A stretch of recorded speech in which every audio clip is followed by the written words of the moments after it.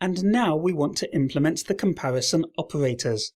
There are 4 of them: less than, less than or equal, and greater than or equal. And I will just paste in the code for all of them.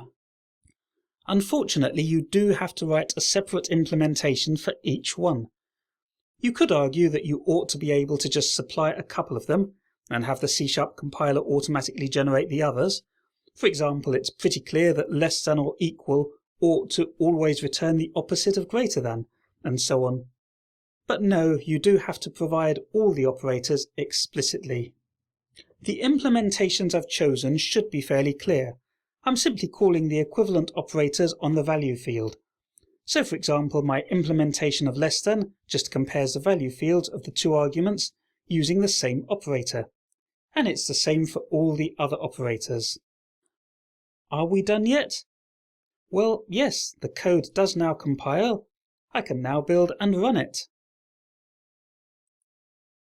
And that produces the results we'd expect, showing that we can now compare calorie counts. However, there's an issue. Notice I've implemented comparison operators, but I haven't implemented the equality operator. So if I try to use equals equals to check whether 2 calorie counts are equal, that's not going to compile. Now the thing is, as far as C# is concerned, there's nothing wrong with implementing comparison operators, but not the equality operator. As you just saw, if you don't try to invoke a non-existent operator, the code will still compile fine. But from a human point of view, it looks odd.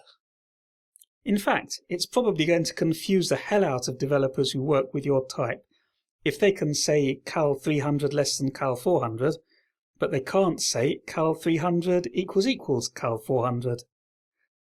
So if we overload comparison operators, we'd better overload the equality operators too. So I'll paste equality and inequality operators in. But now we have equality and inequality operators, so we'd better have an equals override.